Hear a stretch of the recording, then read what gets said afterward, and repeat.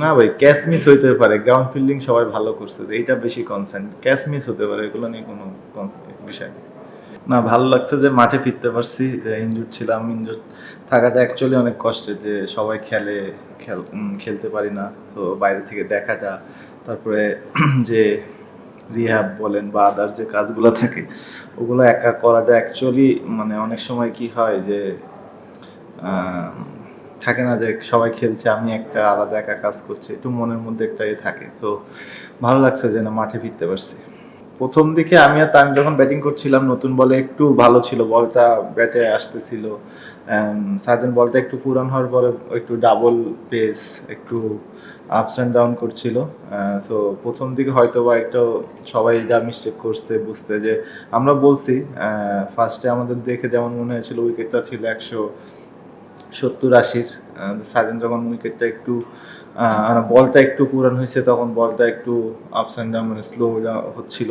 So এটা হয়তো বা সবাই একটু আর্লি যে অ্যাটাকিংয়ে চলে গেছে, যে ওই ফ্লোতেই খেলতে, যে এটা হয়তো কেউ সবাই মিস্টেক করছে। আমার কাছে এটা পার্সোনাল ফিল। আসলে প্রথম 5 ওভারের মধ্যে হয়তো বা আমি 5-6টা বল খেলছি। তো এটা একটু মানে মনে হচ্ছিল যে আহ, ও খেলছে, উইকেটটা হয়তো বা অনেক ইজি থাকে না, যে আমি ব্যাটিং মানে ওই সে নন স্ট্রাইকেই। তো তারপরে একটা দুইটা যে বলটা খেলছিলাম, আমার কাছে মনে হচ্ছে ওই দুইটা বল আমার কাছে ইম্পর্টেন্ট, কারণ আমি ওই একই ফ্লোতে যেতে পারবো না ওর সাথে, কারণ আমি অনেকক্ষণ পরে, একবার পরে হয়তো একটা বল খেলছি বা দুইটা বল খেলছি।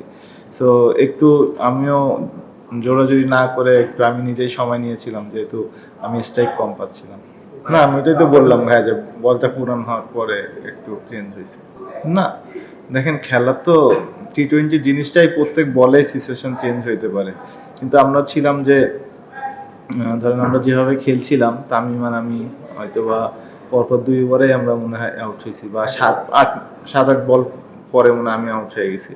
তো ওই সময় যে তো ওই কিন্তু ওইভাবেই ব্যাটিং করে। সো ওই আজকের শটটা হয়তো বা ওর মানে ভালো পিক আপ শটটা ওর আজকে 6 হয়নি। সো সাডেন ওই টাইমটা স্পিনাররাও যখন বল করছিল, ওরা ভালো জায়গাও বল করেছে, আমরাও হয়তো বা জিনিসটা সোজা ব্যাটে খেললে আরও ভালো হতো, বা আর একটু ইনিংসটা ওইখান থেকে একজন যদি একটু 10 রানের পার্টনার বা 15 পার্টনারশিপ করতো, 10 বা 15 রানের, তাহলে হয়তো বা শেষের দিকে যে আরও ভালো কিছু করতে পারতো সবাই। ম্যাচ জেতাটা তো সবসময় খুশির, এবং এই জিনিসটা ফিল করা উচিত সবারই, যার সাথেই ম্যাচ জিতি।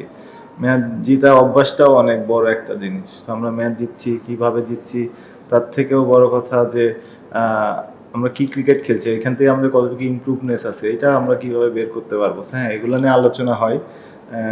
অনেক সময় থাকে যে টিমের অনেক টাইপস প্ল্যান থাকে, যে আমরা এইভাবে নেক্সট, যেহেতু সামনে বড় ওয়ার্ল্ড কাপ, সো অনেক টাইপসের প্ল্যান থাকে, যে আমরা আজকে এরকম প্ল্যান খেলছি, নেক্সট ডে আরেকটা প্ল্যানে খেলছি, যে কোনটা আমাদের জন্য শ্যুট করে, সেটা যে আমরা বড় মেসেজে কাজে দিব।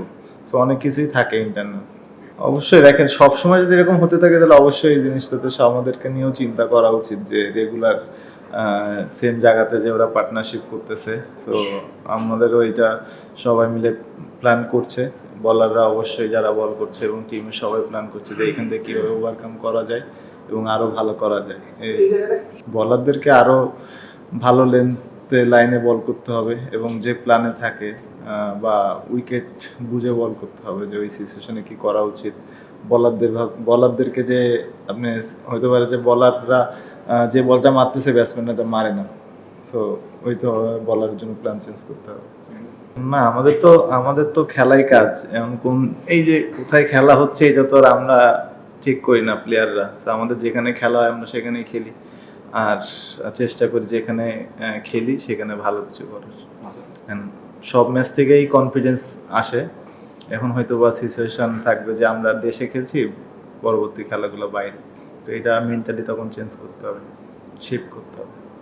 না, আমার যে যে কাজগুলো ছিল আমি 100% করার চেষ্টা করেছি নিজে ফিট হওয়ার জন্য।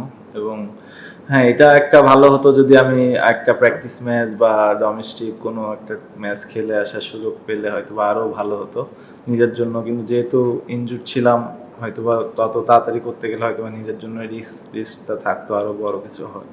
তো ডক্টররা যেটা ভালো মনে করেছে ওটাই। কিন্তু আজকে খেলেছি, ভালো ফিল করেছি। আজকেই তো খেলা শুরু করে দিয়েছি, প্রিপারেশন তো হয়ে গেল। না, নেক্সট ম্যাচগুলো খেলার সুযোগ পেলে খেলবো। এটা ঠিক যে অন্যদিন হয়তো বা যত তাড়াতাড়ি সেট হতে পারে, আজকে একটু সময় বেশি লেগেছে। হতে পারে যে সোজা খেলে যে কনফিডেন্সটা থাকে আজকে ওইটা অত পাই নাই। কিন্তু না, বলের মেরিট অনুযায়ী খেলার চেষ্টা করেছিলাম। তামিম যেভাবে খেলেছে একই ফ্লোতে যাওয়ার চেষ্টা করি নাই, হতে পারে আমার জন্য বিপরীত হতে পারতো। তো একটু আমি বলবো যে আমি ওকে বেশি সাপোর্ট করার চেষ্টা করেছিলাম, কারণ ও বাউন্ডারি বেশি পাচ্ছিল। সো আমি চেষ্টা করেছিলাম যে ওকে কিভাবে বেশি স্ট্রাইক দেওয়া যায়, রোটেট করা যায়, এবং আমি আমার জন্য বল পেলে আমি খেলব। না, এটা দেখেন এখন তো খেলা বাকি আছে, বিশ্বকাপের পরেও ওখানে আমেরিকা যেও 3টা খেলা আছে। তো সেটেল এটা টিম ম্যানেজমেন্ট দেখছে কিভাবে মানে করা যায়। তামিম ভালো করছে, ওর সাথে আজকে আমি খেললাম, আর আগেরগুলো লিটন খেলেছে। সো ওইভাবে অপোনেন্ট কিভাবে কারা আছে, বলার কারা আছে, ওইভাবে হয়তো বা সেট করবে। না ভাই, ক্যাচ মিস হইতে পারে, গ্রাউন্ড ফিল্ডিং সবাই ভালো করছে, এইটা বেশি কনসার্ন। ক্যাচ মিস হতে পারে, এগুলো নিয়ে কোনো বিষয় নেই ভাই। এক এক প্রত্যেক ম্যাচে তো সবাই ভালো করবে না, আজকে হয়তো ওরা লাস্ট ম্যাচগুলোতে ওরাই তো ভালো করছে। সো একদিন ওদের হতেই পারে। সো এটা নিয়ে কোনো না, ওরা নেক্সট ম্যাচে আবার কভার আপ করবে। আপনি বললেন যে ট্রানজিশন ব্যাটিং এর সময় জোরাজুরি করছিলাম না, এটা কি মনে হয় আপনার ব্যাটসম্যান বড় গ্রোথ হয়েছে যে জোরাজুরি করা বুঝতে পারা যায় জোরাজুরি করা যাবে না অ্যাটাকিং ব্যাটিং করছে? হ্যাঁ, বলতে পারেন পরিবর্তন তো আসছেই, কিন্তু তারপরেও আজকে একটা দিন থাকে না যে আমি একটা যে ইজি বল পেয়ে গেলাম, বাউন্ডারি পেয়ে গেলাম, আজকে ওই বলগুলো আমি পাই নাই। সো যেহেতু আমার নিজের জোনে বল পাচ্ছিলাম না তখন আর কি, আর এমন না যে রান হচ্ছিল না, রান হচ্ছিল বিদায় আমি এই প্ল্যানটা করতে পারছিলাম। যদি রান না হতো তখন হয়তো আমাকে অ্যাটাকিং করা লাগতো।